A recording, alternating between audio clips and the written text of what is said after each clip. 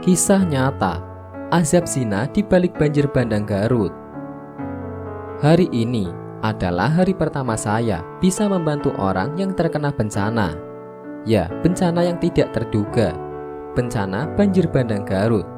Saya bergegas bersama teman-teman saya. Bisa dibilang acara ini mewakili kampus kami, tapi tidak resmi. Hanya inisiatif kebanyakan teman-teman saya dan dukungan para dosen. Kita semua berduka dengan bencana banjir bandang Garut. Mayat anak-anak berserakan. Nenek-nenek yang tidak bisa melarikan diri pun ikut terseret derasnya aliran air. Bahkan di tempat saya ikut bersih-bersih, ada 2 mayat yang membuat saya pilu melihatnya. 2 bayi mungil dalam keadaan meninggal dunia sudah tertutup lumpur. Sedih bercampur rasa takut, karena ini pertama kalinya saya menyaksikan langsung bencana alam yang membuat histeris banyak keluarga. Yang pasti semua ini tidak lepas dari takdir Allah yang maha berkuasa. Saya bukan ahlinya untuk mengangkat mayat, karena di tempat tersebut ada bagian evakuasi mayat. Oleh karena itu, saya beritahukan kepada mereka untuk membantu proses evakuasi mayat bayi tersebut.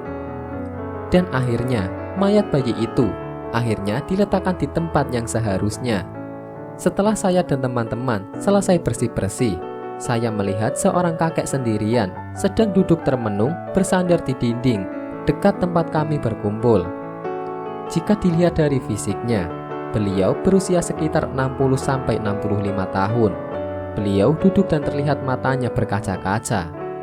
Ada yang aneh, saya merasa ingin mengajak ngobrol kakek itu. Entah kenapa, kaki ini seperti ada yang memaksa melangkah menuju kakek itu. Duduklah saya di samping kakek itu, dan saya mencoba membuka pembicaraan. "Maaf kek, ada yang bisa saya bantu?" tanya saya pelan. "Iya nak, tolong ambilkan minum. Saya haus dari semalam, belum dapat minum," jawab kakek tersebut dengan suara lemah. Akhirnya saya ambilkan air putih untuk kakek itu.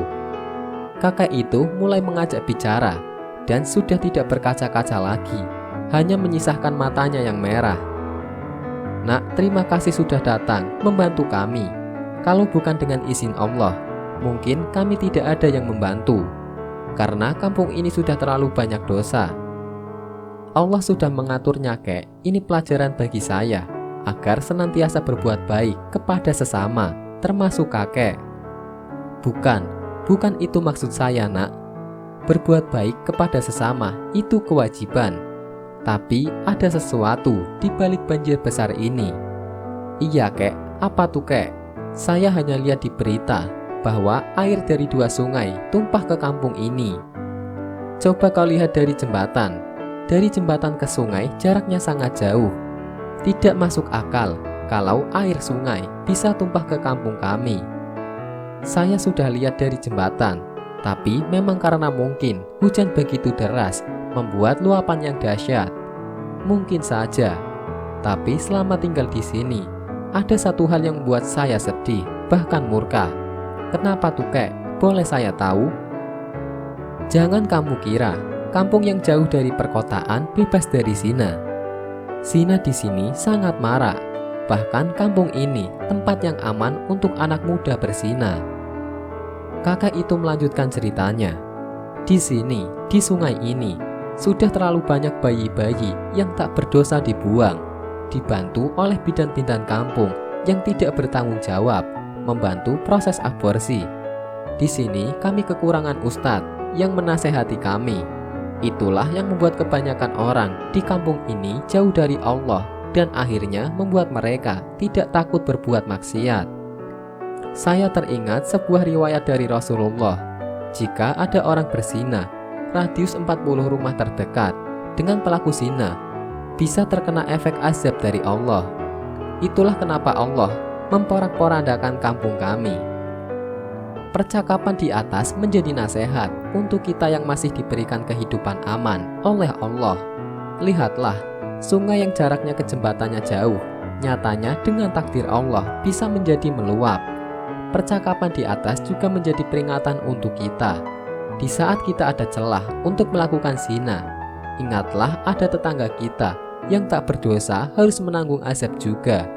Dan itulah pentingnya amar ma'ruf nahi mungkar. Indahnya Islam, Allah menjadikan satu amar ma'ruf dan nahi mungkar. Keduanya harus kita lakukan, karena mencegah kemungkaran sebenarnya adalah wujud kita cinta kepada sesama. Semoga Allah selalu menolong kita. Semoga kita bisa mengambil setiap hikmah dari setiap kejadian ini. Wallahu a'lam bishawab.